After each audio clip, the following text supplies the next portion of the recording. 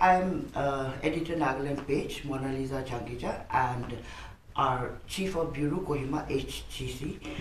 We want to thank you for giving us the time.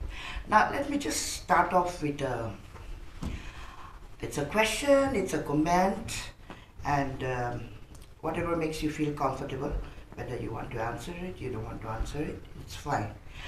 I have the feeling that somehow there must have been, and probably there still is, an inner rage inside you, some kind of anger at the way you were forced to step down in February, against the background of all that happened. And you must also feel a sense of injustice has been done to you, don't you? No, I have never shown my anger to anybody. But when the situation went out of control, I could have used army or central forces so that the people on the street could be controlled. But on the other hand, I thought that if I use army, then they will not act like this IRB or CRPL. They will not go for lathi charge. If anybody throws stone on them, army will fire anywhere on the crowd. So many people will be killed or injured. So I thought that okay, if the mob has gone beyond control, I'll step down to ease the situation.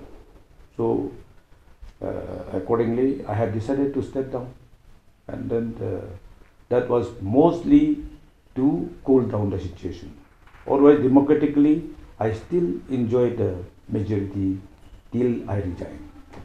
So there is no way that I should resign democratically, but the mob has gone up so high that it has gone beyond control. That is why, to control the situation and to cool down the situation, I had stepped down honorably. At that point when you were in Delhi, along with our governor, there were talks that you had also met the RSS leadership. Is it true? No, I have not met any RSS leader. Okay. Only I have met this BJP central leaders like General Secretary in charge of Northeast region, Ramadev ji. Okay. But I have not met any RSS leader. As you might have seen my interview with Dr. Suhuzole, and this is a question I had asked him, and I had asked him, why do you think Mr. T.R. Zeliang has, decided to, part ways with you, so to speak.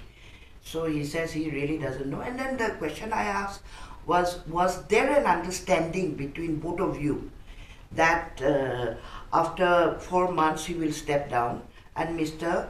Zeliang will take over? Was that? And he denied, right? And so what is your take on it? Because in the papers I read that you have been saying that. So actually what is happening? Yeah, I have come across, he saying that he has come in for 6 months, which is constitutionally valid. But there was no such agreement between two of us. Okay, so you agree with him that there no such agreement? No. But before I resigned, he came to my office. That was on 19th afternoon. He came to my office with one of his close men from Varanasi. So on that fateful afternoon, he assured me that he will be in office only for 2-3 months, not 4 months, but okay. He said 2-3 months I'll be there, and I'll cool down the situation, and then smoothly I'll hand over back to you. That was his commitment, verbal commitment, witnessed by his close man, that Mr. K.C. Angami, contractor. And again, after he took over, A courtesy visit was paid by this Ramadev, BJP General Secretary, Northeast in charge, and Hemanta, the convener of this NEDA, Northeast the Democratic Alliance. So when both of them came to visit him, I took them to his house, and we had lunch together. So over the lunch, he expressed the same thing. I will be in office only for 2-3 months. And then, after that, I'm going to get back to TRZM smoothly. This is only a temporary arrangement. He told the two leaders from BJP. So I told him in Nangani, don't tell this thing to everybody. So, and the two leaders from BJP, Ramadev said, oh, uncle, time will tell us. Don't say all this thing. Feel like. So that was a conversation. And when I took him to this Prime Minister, Home Minister Rajnath Singh, and Minister of State Home, that Kiran Rijiju, I introduced him to all of them. That this is a new Chief Minister, that I have to step down and I have handed over to you. So I expect the same cooperation from you to my Chief Minister. I told the Prime Minister. And Prime Minister said, yes, we will work together. And this is a good time that we have to work together, that BJP and MPF. And he told this Rajnath Singh, Prime Minister, and that Kiran Rijiju, the same thing. I'll be in office only for 2-3 months. And after the situation cool down, I'll hand over back to TRZM. This is just a temporary arrangement. That was all his expression that meant it all from his side. So there was no such agreement, but that was a commitment from his side. No, it is good that you have clarified that. Now, what is your comment? I mean, he has said to the media, even to us, he has, Dr. Suhrzadeh had said that, Mr. Zeliang and his group have gone against him because he was tightening the noose around corruption and stuff like that. So how do you react to that? No, actually this every member, among the NPF, BJP or independent, there was no reaction from any MLA till he decided to go for by-election. But the moment this by-election was announced, all the members become panicky. They started coming to me in group, individually, saying that under this all-man leadership, we cannot get majority. The party cannot get majority. So that is their fear, they express. So I told them, no, let us see how by-election will take place. I used to reply to them. But they said that, no, we have to move for change of leadership. Otherwise, if he continue to lead us up to this 2018 election, there is no hope for MPF. So I told them that you decide among yourselves, individually or collectively. So they started taking decisions one by one, obtaining their signature, declaring that, reaffirming my leadership 2014, from 2014. So they started gathering, like, otherwise, I think that the way that you have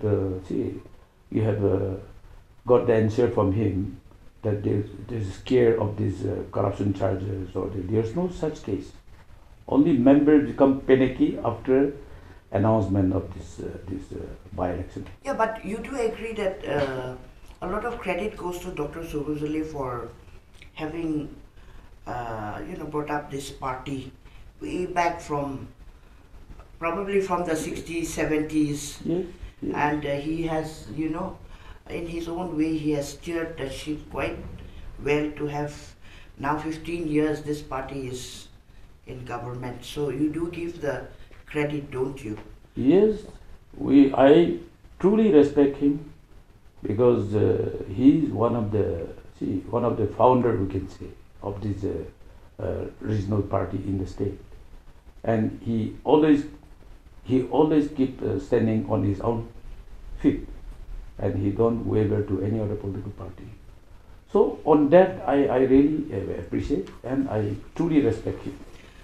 A lot has been said about you rebelling against Dr.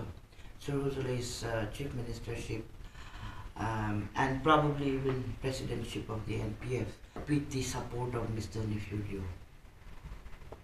No, you see, actually Nefurio and myself, after he left as MP, there was a controversy.